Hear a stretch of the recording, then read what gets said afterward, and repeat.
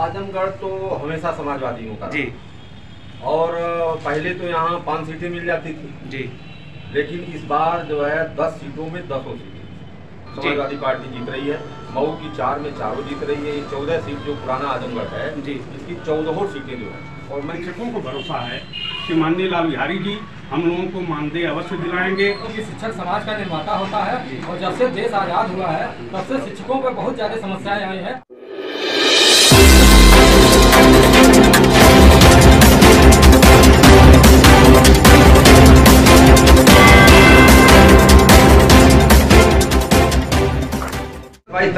ये जब आप विधायक नहीं थे और उस समय सपा की सरकार थी और वित्तविहीन शिक्षकों को आपने मानदेय आंदोलन करके दिला दिया। अब चूंकि बीजेपी सरकार आई और वो फेल हो गया, मानदेय नहीं मिल पा रहा, क्या मिशन है आपका? सपा के साथ जुड़े हैं आप और सपा के एमएलसी भी हैं, आप विधायक भी हैं, तो इस बार क्या उम्मीद करें शिक्षक आपसे कि सरकार अगर अखिलेश की बनती है तो वित्तविहीन शिक्षक मानदेय फिर से पा पाएगा या जो भी उसके लाभ होंगे? इस पर कहीं कोई इकबट नहीं है। माननीय अखिलेश यादव जी ने अपने चुनाव घोषणा पत्र में स्वयं जो है उसकी घोषणा कर दिया है कि हमारी अगर सरकार उत्तर प्रदेश में बनती है तो हम वित्तविहीन शिक्षकों को सम्मानजनक मानदेय देंगे। इसलिए वित्तविहीन शिक्षकों को पूरा भरोसा है।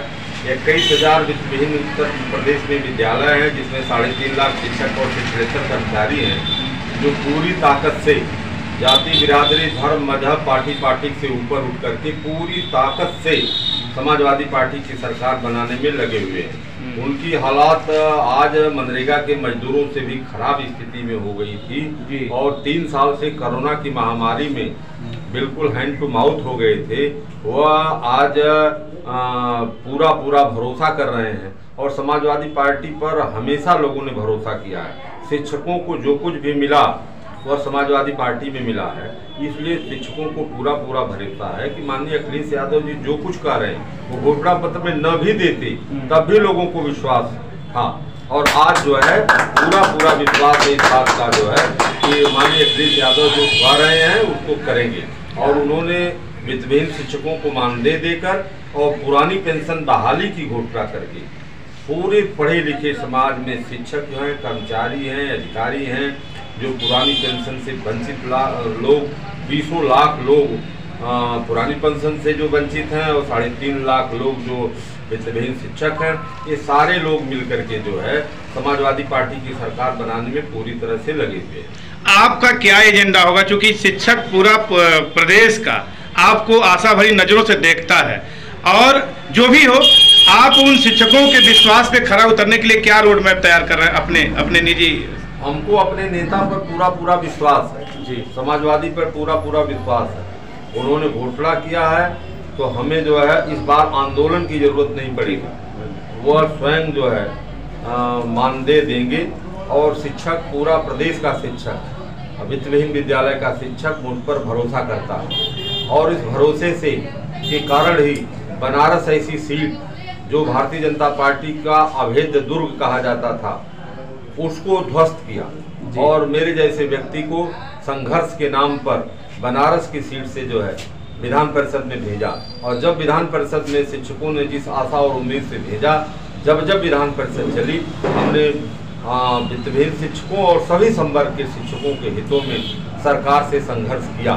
सरकार उसको माने या न माने वो सरकार का विषय है, लेकिन हम अपने संघर्ष से पीछे नहीं रहे। विकास का रोड मैप क्योंकि योगी जी कहते हैं, बीजेपी कहती है कि मैंने तैयार किया और पूर्वांचल के तमाम सीटों का, तमाम जिलों का योगी जी ने दौरा किया। आप आजमगढ़ में खड़े हैं और आपकी कर्मभूमि जन्मभूमि आजमगढ़ है। क्या आजमगढ़ में योगी जी का कमल खिलेगा या अखिलेश की साइकिल रफ्तार पकड़ेगी? आजमगढ़ तो हमेशा समाजवादियों का जी और पहले तो यहाँ 5 सीटें मिल जाती थी जी, लेकिन इस बार जो है 10 सीटों में 10 सीटें समाजवादी पार्टी जीत रही है। मऊ की 4 में 4 जीत रही है। ये 14 सीट जो पुराना आजमगढ़ है जी, इसकी 14 सीटें जो है। और मैं कल गाजीपुर में था, मैंने गाजीपुर में देखा कि वहाँ 7 सीटें हैं, कोई भी सीट जो है हारने की स्थिति में नहीं है। हम जो है जौनपुर का भी दौरा किए और यहाँ तक मैं आपको बता दूं कि चंदौली में 4 सीटें हैं, चारों जीत रही थी। यह तो समाजवादियों का गढ़ ही रहा है। जो बनारस बीजेपी अपना गढ़ बना रही थी, उस बनारस में आश्चर्यजनक जो है फैसला जनता करने जा रही है। यानी बनारस में भी आप बढ़त बना दिए। बनारस में आप समझ लीजिए जो है कि मिनिमम जो है 5 से 6 सीटें जो है जी समाजवादी पार्टी जो है जीत रही है, और पूरी ताकत से जो है वहाँ पर समाजवादी के कार्यकर्ता लगे हुए हैं जी। और इस बार जनता चुनाव लड़ रही है। 7वें चरण में चूंकि अखिलेश की बल्ले बल्ले आप कहना चाहते हैं, अखिलेश 7वें चरण में मैं समझ रहा हूँ जो पहले से आया है, हम तो पूरा पश्चिम से चले हैं जी। आगरा से हमने शुरू किया था, आगरा और मथुरा और अलीगढ़ से जो है, और उस तरह से हम पश्चिम से देखते चुनाव को चले आ रहे हैं। क्योंकि हम अपने संगठन वित्तविहीन शिक्षक संघ के प्रदेश के अध्यक्ष हैं, तो हम इस चुनाव की कैंपेनिंग जो है शुरू से जी जहाँ से प्रारंभ हुआ वहाँ से करते चले आ रहे हैं जी। और वहाँ पर पश्चिम में बहुत अच्छी स्थिति रही, वहाँ पर जो है आंधी थी, और आज पूर्वांचल में आकर के तूफान का रूप ले लिया है। पूर्वांचल पूरी तरह से अखिलेशमय हो गया। अखिलेश यादव जिंदाबाद जिंदाबाद, अखिलेश यादव जिंदाबाद जिंदाबाद जो है उनके पक्ष में जा रही है। यहाँ पर भारतीय जनता पार्टी के कारनामे से सारे लोग जो है त्रस्त है। इस बार की होली चूंकि शिक्षक अभाव में जीता है, परेशानियों में जीता, चूंकि कोविड काल में शिक्षक टूट चुका है, क्या इस बार अपने घरों में अच्छे से रंगीन होली मना सकेगा शिक्षक? देखिए, त्योहारों की स्थिति आप जानते हैं जी। इस महंगाई में वित्तविहीन विद्यालय का शिक्षक होली कैसे मना लेगा? वह तो मन से चाहे जितना मना ले जी, लेकिन आर्थिक स्थिति उसकी बहुत खराब है जी। इसलिए लेकिन वह इतना उत्साहित है जी कि उसका भविष्य सुरक्षित नजर आ रहा है। उसके वजह से वह अपने दिल से, अपने हृदय से, अपने परिवार में होली मनाएगा। लेकिन आप जानते हैं कि महंगाई में पैसे का, इस महंगाई में पैसे का जिनके पास अभाव है, उनके लिए त्योहार कैसा है जी। वित्तविहीन शिक्षकों के लिए त्योहार का कोई मतलब नहीं है, लेकिन फिर भी उत्साह उनके अंदर है, उनके अंदर उत्साह है, और उस उत्साह से पूरी ताकत से वह जो है काम कर रहे हैं। और उन्हें पूरा भरोसा है कि हमारा जीवन में जो है एक आशा का किरण उनको दिखाई दे रहा है। उस आशा की किरण को लेकर के जो है वो समाजवादी पार्टी के साथ कंधे से कंधा लगा करके खड़े। धन्यवाद। मानीलाल बिहारी जी के आदेश पालन में हम लोग काम कर रहे हैं।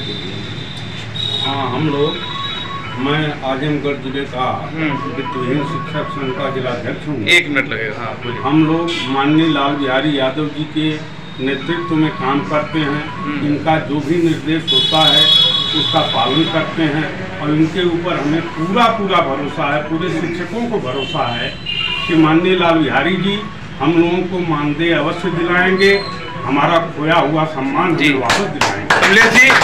कमलेश जी, आपको क्या लग रहा है? कमलेश जी की तरफ माइक लगाइए। आपको क्या लग रहा है कि जो आपके नेता कह रहे हैं, ये क्या आप लोग जमीन पे इसे उतार पाएंगे? क्योंकि नेता के आप ही लोग कार्यकर्ता हैं, आप ही लोग हैंड हैं, आप ही लोग हाथ पैर। क्या लग रहा है? धन्यवाद भाई, एकदम हम लोग उतारेंगे और इनके सपनों को एकदम साकार किया जाएगा, क्योंकि शिक्षक समाज का निर्माता होता है।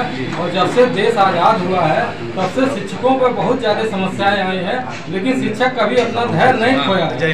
और माननीय लाल बिहारी यादव ने तो प्रदेश में वित्तविहीन शिक्षकों को लेकर के ऐसा आंदोलन की क्रांति पैदा कर दी है कि अब शिक्षक अपने हक अधिकार के लिए चुप नहीं बैठा रहेगा और अपना मानदेय लेगा, और भविष्य में समान कार्य के लिए समान वेतन की मांग करेगा, और अस्थायी जो है वेतन नियमावली बनाने का, अपनी सर्विस की नियमावली बनाने के लिए एकदम अब तत्पर रहेगा, और कभी भी जो है अपने हक अधिकार के लिए पीछे नहीं रहेगा।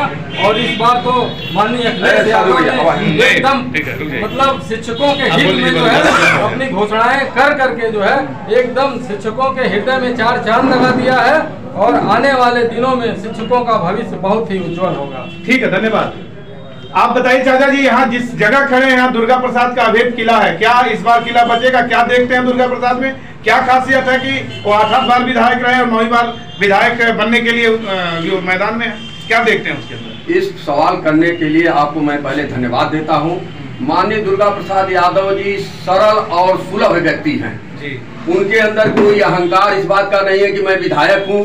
हर परिस्थितियों में सुबह से शाम तक और प्रतिदिन बहुत से नेता हैं, जब चुनाव आता है तो जनता के बीच में जाते हैं। दुर्गा प्रसाद यादव जी का कोई दिन नहीं है जिस दिन वो 10 गांव का दौरा न करते हैं। सुख दुख मुंगन जीवन में सबके साथ रहते हैं। और सबसे बड़ी खूबी यह है कि मैं एक बार एक सोनार की दुकान पर बैठा था और मैंने उनसे पूछा कि क्या वजह है कि आप दुर्गा प्रसाद यादव जी को बार बार वोट देने की बात करते हैं। उन्होंने कहा कि दुर्गा प्रसाद यादव की वजह से आजमगढ़ के व्यापारी सुखी हैं और खुशहाल हैं, क्योंकि आजमगढ़ जिले के लालगंज में, जीयनपुर में, ठेकमा में तमाम जगह गुंडा टैक्स लगता है, रंगदारी लगती है। दुर्गा प्रसाद यादव की वजह से आजमगढ़ शहर और इसके इर्द गिर्द के किसी भी बाजार में कोई रंगदारी और गुंडा टैक्स नहीं लगता है। इसलिए यहाँ का हर व्यापारी, हर वर्ग दुर्गा प्रसाद यादव के लिए, चाहे कोई भी चुनाव हो, कोई भी लहर हो, वो जाति धर्म पार्टी से ऊपर उठ करके हर वर्ग, हर जात के लोग दुर्गा प्रसाद यादव को अपना नेता मानते हैं और सबको सम्मान देते हैं, सब लोग उनको सम्मान देते हैं। इसलिए दुर्गा प्रसाद यादव पूरा छक्का लगाने जा रहे हैं। धन्यवाद।